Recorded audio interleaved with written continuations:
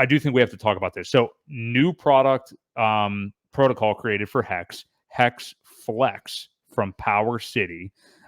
Similar to other things Power City has done before and Liquid Loans as well. I know you kind of already have the skinny on it.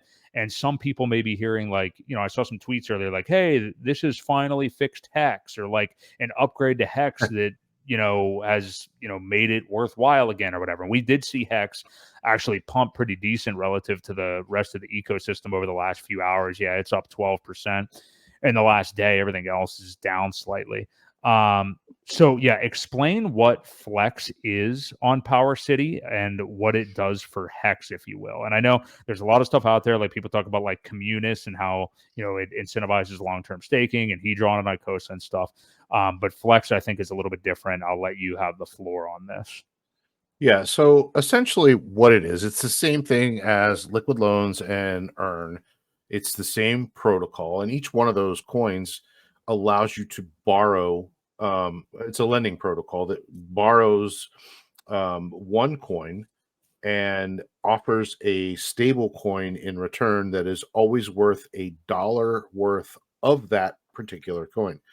So with these protocols, you can only get a loan in one item, right? Like I said, Liquid Loans is based on Pulse, Earn is based on Pulse X, and now Flex is based on HEX. So there are essentially three things that are created by this whole protocol. You've got your Flex token, which is like the loan token in Liquid Loans. And then you've got your HEX DC, which is your stable coin that's tied to always redeemable for $1 worth of HEX. So that's how those are able to be pegged to a certain dollar value. And essentially what you do is you lock up your HEX and over collateralize it, obviously, because you can get liquidated. It's just like a loan. I would definitely recommend over 140, 150%, if you don't want to lose your token. So you take the loan out, you get your HEX DC, which is your stable coin, and then you can cash that into whatever it may be. USDC, DAI.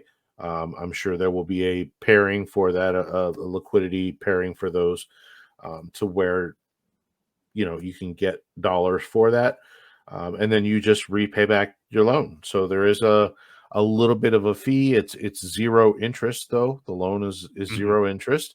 You pay it back as you need, but again, you want to make sure that you're over collateralized, or you will end up losing the tokens. It is a dangerous game to play when the markets are going down. It's fine when things are going up, and you're earning more and more collateral against. You can borrow more and more and more and do different things with it. But once things turn around, it's a very dangerous place to be if you can't collateralize anymore or pay back some of the loan that you already have. So just be very careful of it. But the whole mindset of it saying it fixes HEX. HEX was not broken. HEX is still, I still think it's one of the most undervalued protocols that are out there, and probably one of the best that is on Ethereum. It's just, the price doesn't show it right now. People aren't valuing it for what it is, but the T-share, everything about the T-share that there is one of a kind. So yeah, I mean, that's the short, the skinny of it, of this one. This is also, like I said, this is done by Power City, who has just released the Earn one for the Pulse X. Just another protocol to allow you to borrow against your stuff rather than selling it. Yeah, I think that's terrific. And I am with you because, yeah, I see that rhetoric out there of like, oh, yeah, HEX is finally fixed and stuff like that. People say that. And honestly, even with the communist stuff and everything, like, I